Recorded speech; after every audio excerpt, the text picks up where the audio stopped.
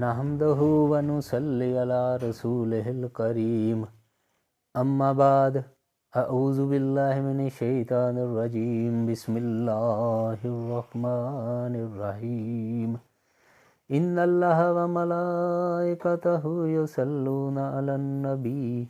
یا ایہا الذین آمنوا صلوا علیہ وسلموا تسلیما الصلاة والسلام علیک یا رسول اللہ وعلی آلک واصحابک یا حبیب اللہ۔ محترم سامعین اکرام، السلام علیکم ورحمۃ اللہ وبرکاتہ۔ میں امید کرتا ہوں کہ انشاءاللہ باذن اللہ آپ خیریت سے ہوں گے اور اللہ کا فضل کرم آپ کے ساتھ ہوگا۔ اللہ آپ پہ رحمت نازل فرمائے، آپ کے فضل و کرم فرمائے، آپ کے کاروبار میں، آپ کی دکانداری، جو کاروبار کرتے ہیں آپ، اللہ رب العزت اس میں خیر و برکت عطا فرمائے۔ میں آج آپ کے سامنے میں نے شروع کیا ہوا ہے ٹاپک انشاءاللہ باذن اللہ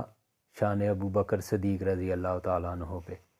تو آج میں ایک چھوٹا سا واقعہ ابو بکر کی بیٹی اسما رضی اللہ تعالیٰ عنہ کا، آپ کا ہجرت کے وقت نبی اکرم صلی اللہ علیہ وآلہ وسلم اور ابو بکر جب ہجرت کے لیے نکلے تو اسما رضی اللہ تعالیٰ عنہ فرماتی ہیں کہ میرے والد محترم ابو بکر صدیق رضی اللہ تعالیٰ عنہ فرمانے لگے، بیٹی تم گھر میں سب سے بڑی ہو تو گھر کا خیال رکھنا، اور میں اور نبی پاک صلی اللہ علیہ وآلہ وسلم جا رہے ہیں، اور ہم جتنے دن غار ثور میں ٹھہریں گے میں چاہتا ہوں کہ میری خواہش ہے کہ نبی پاک صلی اللہ علیہ وآلہ وسلم کھجور اور سرکوں کے اوپر گزارا نہ کریں۔ میں چاہتا ہوں کہ بیٹی تم تازہ کھانا لے کے آنا وہاں، ہم جتنے دن بھی ٹھہریں گے۔ تو نبی صلی اللہ علیہ وسلم اور ابو بکر غار ثور میں 3 دن رہے،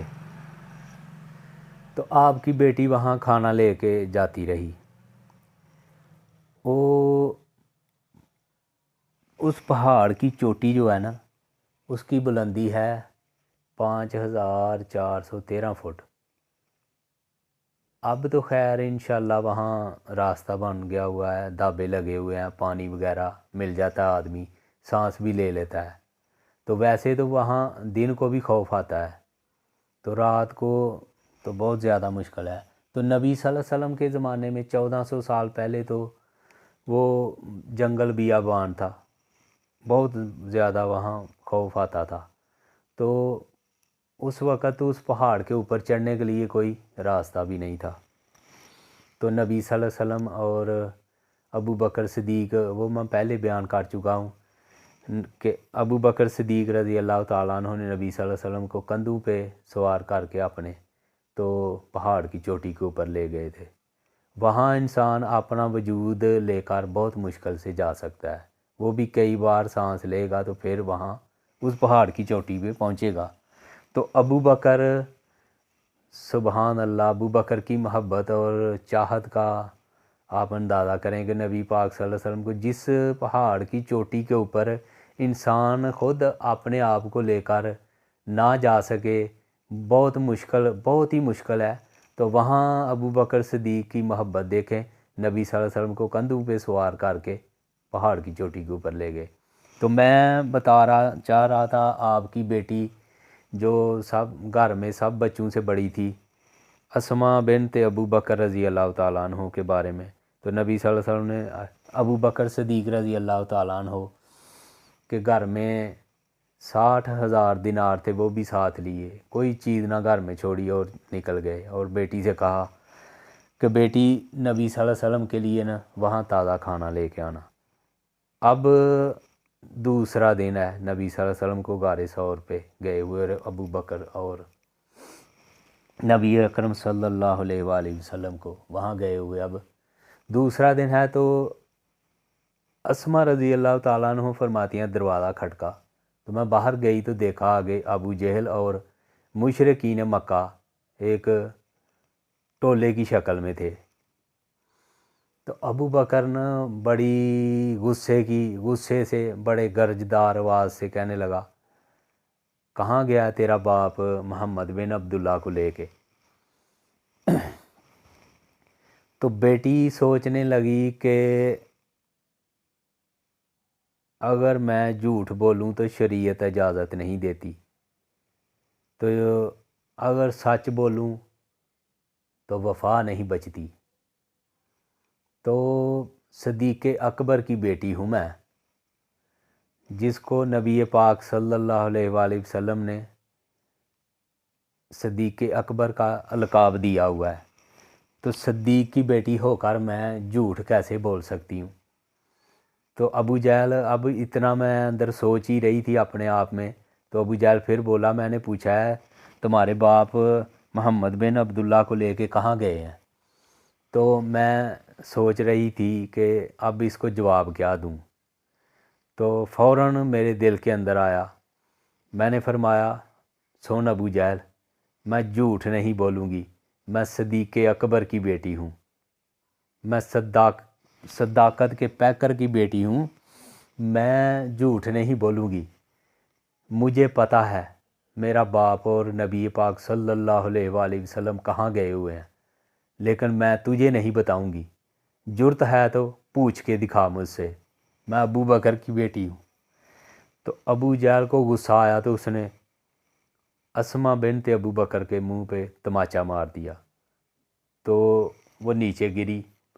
پتھر کے اوپر ان کا کان لگا اور کان کے اوپر چوٹ آ گئی اور خون بہنے لگا۔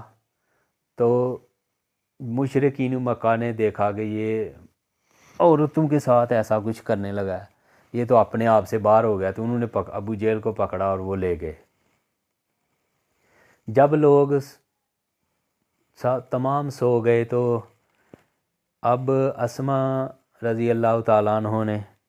کھانا بنایا اور نبی صلی اللہ علیہ وسلم کے لیے لے گئی۔ اب دیکھیں اس پہاڑ کے اوپر، میں پہلے آپ کو اس کا ذکر کر چکا ہوں کہ بہت ہی مشکل ہے، نبی صلی اللہ علیہ وسلم کے زمانے میں تو اس پہاڑ کے اوپر جانا کوئی راستہ بھی نہیں تھا، بیابان تھا، جنگل، سنسان علاقہ، تو اس کے اوپر جانے کے لیے کوئی راستہ بھی نہیں تھا۔ تو اسما بنت ابو بکر 3 دن تک نبی صلی اللہ علیہ وسلم اور ابو بکر صدیق کے لیے کھانا لے کے جاتی رہی۔ تو کھانا لے کے پہنچی تو وہ اوپر کپڑا لپیٹا ہوا تھا اسما رضی اللہ تعالیٰ عنہ نے، جہاں وہ ابو جہل مشرکین مکہ کے ساتھ آیا تھا، تو اس نے تماچا مارا تھا۔ تو وہاں غار کے اندر گئی تو ابو بکر پوچھنے لگے، بیٹی یہ کپڑا کیوں لپیٹا ہوا، کیا مسئلہ ہے؟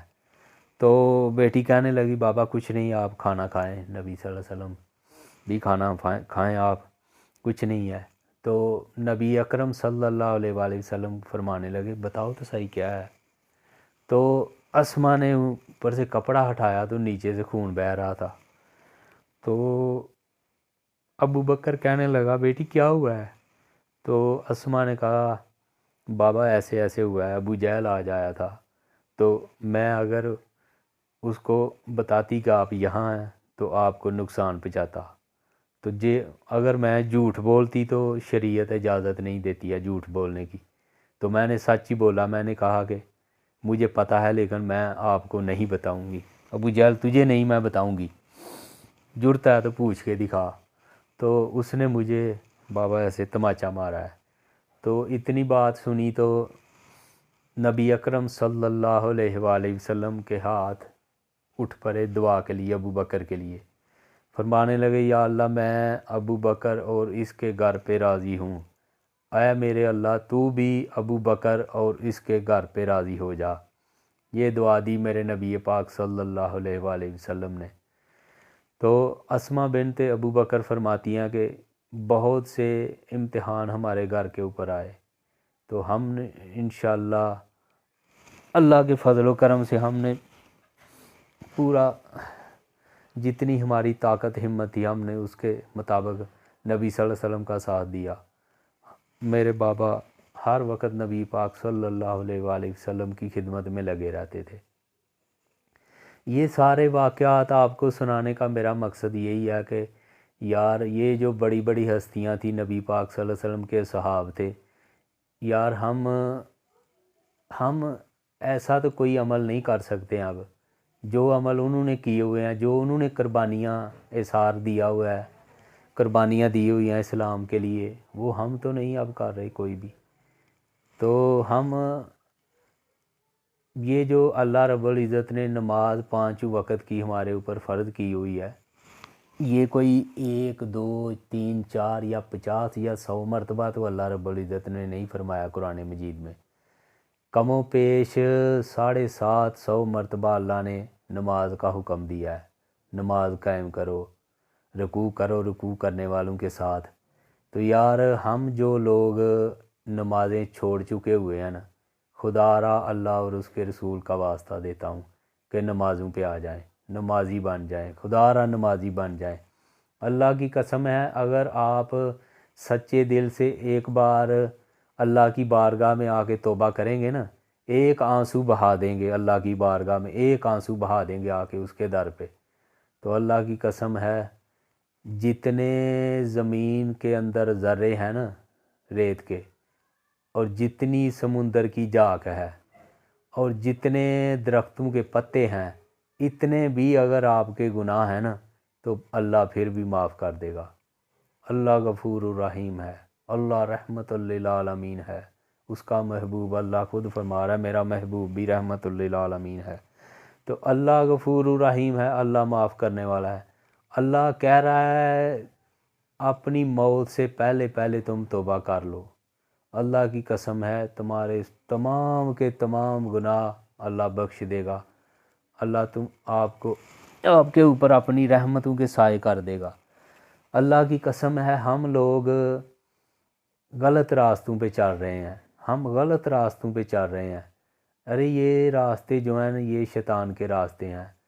انبیاء والے، صحابہ والے کام، آئمہ والے کام، اولیاء اللہ، بڑی بڑی ہستیوں والے، ارے یار ان کی زندگی کو دیکھیں، انہوں نے کس طرح محنتیں کی ہیں۔ ہم اتنے گئے گزرے ہیں کہ دن میں 5 نمازیں نہیں ادا کر سکتے، اتنی قربانیاں اسلام کی خاطر صحابہ کرام نے دی ہوئی ہیں کہ میں شمار نہیں کر سکتا۔ تو ہم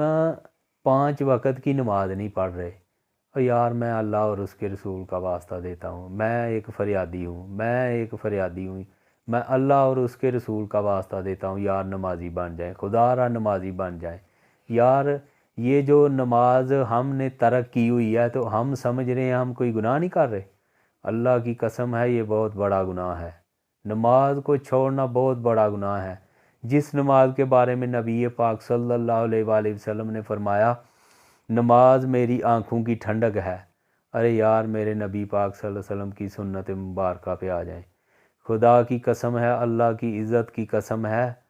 دنیا اور آخرت ہماری اللہ بہتر کر دے گا، ہماری کامیابیاں ہمارے قدم چومے گی اگر نبی پاک صلی اللہ علیہ وآلہ وسلم کی اطاعت اور فرما برداری میں ہم آ جائیں گے۔ اللہ سے دعا ہے کہ مجھے اور آپ کو عمل کی توفیق عطا فرمائے۔ وما علینا الا البلاغ المبین۔